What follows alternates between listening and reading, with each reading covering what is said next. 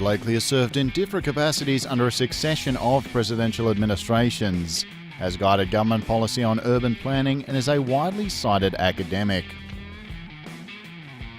My name is Sean Britton, and each week Ed and I have a chat about what's the latest news out of the United States, talking everything politics, planning and policy, from sea to shining sea. Find us on iTunes, Whooshka, Facebook and Twitter at US of Ed.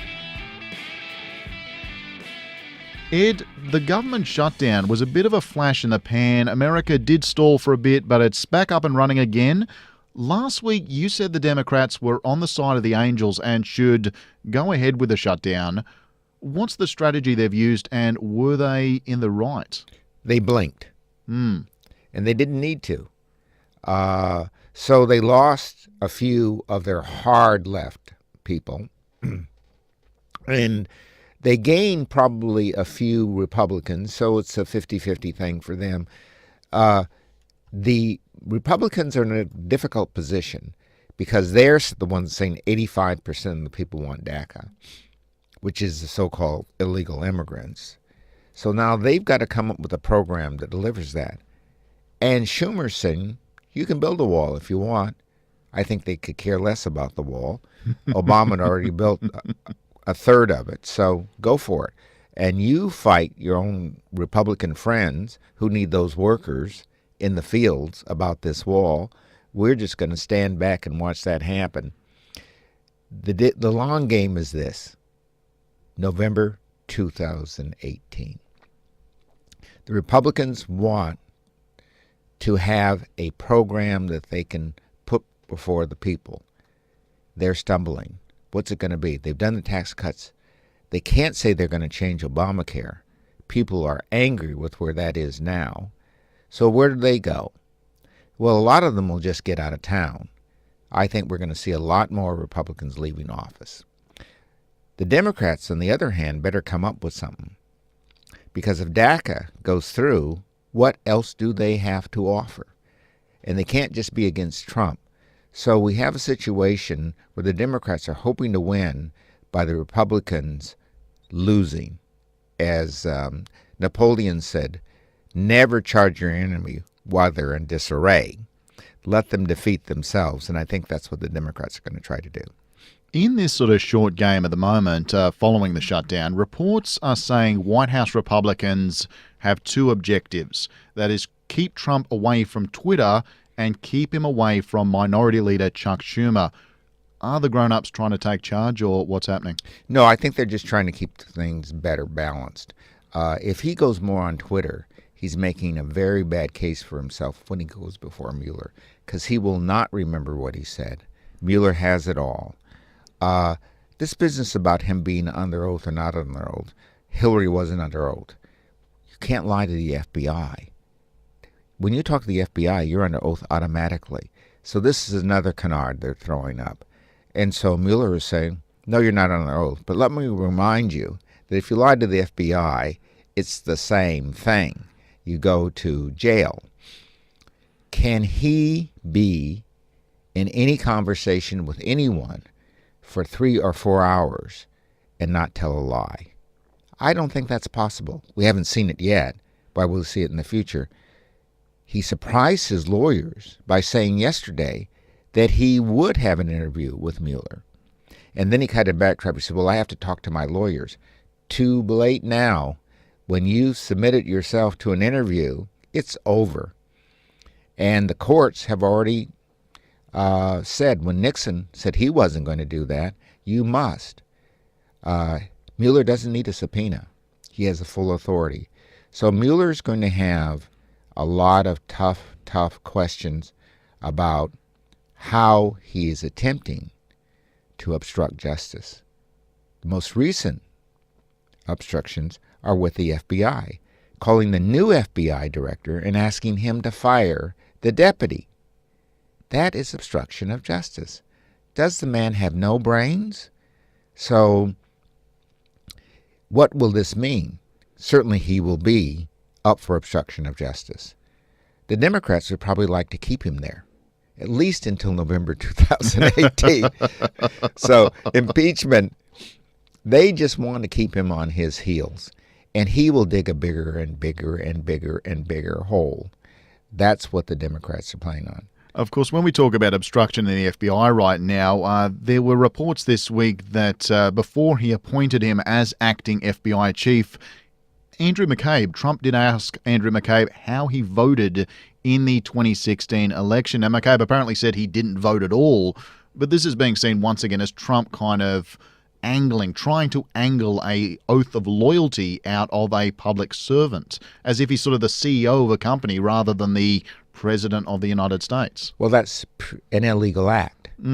Your political loyalties, religion, race, and so forth can never be used on a job application, even at McDonald's. So it certainly can't be used in a job application by the President of the United States. I don't know where this man is coming from. That just cannot be done. It's a no-no. And the Russia probe in Congress right now, some are saying that the Republicans are more interested in protecting Trump than solving the Russia problem. Certainly the Republicans seem to be politicizing the Congress investigation and the FBI investigation to a great degree. What's your take? Well, this is what's happening. Nunes has drafted this memo, I don't know whether it's 10 or 15 pages, where he's taken excerpts from various pieces of testimony and made it sound like the FBI were doing very cavalier, illegal, and dumb things. So he takes a line where a person says, well, we went down this road and we didn't find anything. He doesn't put the next line, but by having gone down that it exposed this. And so what's happened is the Department of Justice has sent him a letter saying if he puts that memo out, he is in violation of the law. Now, they haven't said what the consequences are for that, because I've never heard of a congressman being arrested for violating the law unless it was something really serious and usually external to the Congress, because you have immunity when you're in the Congress. But the Department of Justice, Jeff Sessions runs the Department of Justice. So where do we go with this? What I would do if I were the Democrats is have every member of the Democratic Party go in that room where the document is, read it, and reissue their own reports. That would just blow it up. Nunes is really heading in the wrong direction. He's already said he's not going to run again. So what he's trying to do is get another soft job before he gets out. He's looking for a job in this administration. But to destroy the FBI to get it is a bit too much. Now, on this topic, when we're talking about investigation right now, the president's son-in-law, Jared Kushner, still no security clearance in spite of working quite closely with the president, obviously being quite close to the president. He's viewed as a security risk due to Israeli, Russian, and now Chinese links. This is very interesting times we live in. Yes, well, Jared Kushner has been on a long leash, and he has, of his own accord, met with the Chinese, with the FBI saying, don't do that. It's not that he's doing something where he didn't know. He was told not to do this. The Chinese trade people are all agents for the Chinese government. They're not there to talk about trade. They're there to figure out how they can compromise you. The same thing was told to him about the Russians. And again, he's violated those regulations. So he can't get a security clearance. What's going to happen to Jared? I think the president has already jettisoned Jared. He hasn't mentioned him in weeks. He knows that a big case of money laundering is going in Jared's direction. And he will let Jared swing. Just listen to this space.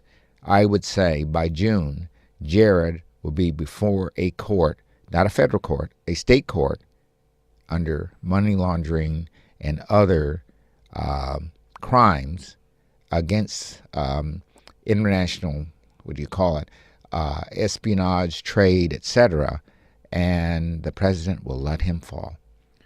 And as you've said regarding Trump this morning, Trump's in Davos. When the polls are down, get out of town. He's had some interesting things to say while in Davos, though, namely that reports of tension in the British-American relationship was a false rumour, and that the Israel-Palestine peace talks are struggling, basically on the back burner right now, unless Palestine come to the table in a big way. What's going on? Well, he's told Palestine that she won't receive any U.S. aid. Hundreds of millions of dollars go to Palestine, voted for by the Congress. The president, again, he's making the same silly mistake. He does not give aid to Palestine. It's the Congress of the United States. And Democratic and Republican congressmen will vote for that aid bill.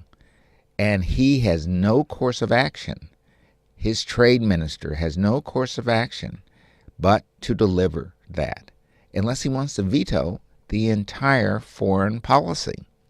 So he's just talking off the top of his head. Now, his British relationships. Britain needs the United States right now. It's very clear that the Europeans are going to punish Great Britain. And Great Britain is really the international court for trade. If they cannot do a deal with the United States and another deal with some of the Asian countries, Great Britain is sunk. What's the last product you bought that was called British? They are a trade spot. So the United States needs them because the U.S. is not in the TPP. The United States is talking about getting out of NAFTA. So here are two weak parties that are snuggling up. God only knows what's going to happen next. But Trump cannot visit Great Britain. So we have a situation where this is going to be love at a distance. And just circling around on the shutdown for one final point, this occurred on Trump's one-year anniversary since entering the presidency. This was a shutdown that would not have happened without Trump's leadership, leadership in inverted commas there, and countries like China were absolutely crowing. A reminder, Ed, Trump is the face America is showing to the world. Most people, they aren't reading the Post every day. They only catch these big moments in time. Any thoughts? Well, Trump is sinking in the world polls. We keep concentrating on what's happening in the U.S. polls, where he stays around 34%, the lowest in history.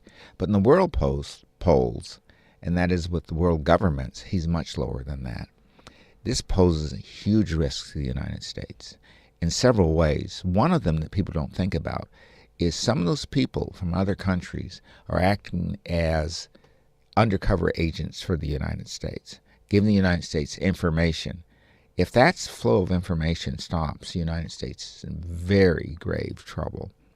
So here, the soft diplomacy that's being played by China, winning friends all over the place, not objecting to the TPP, etc., moving in to the South China Sea and so on, pushing the North Koreans, they are winning this game. And the United States is losing, and it's going to be at Trump's doorstep. Ed and I'll be back next week to talk the latest on American news and politics. Subscribe on iTunes and Whooshkaa to stay up to date, and show us some love on Facebook and Twitter at US of Ed.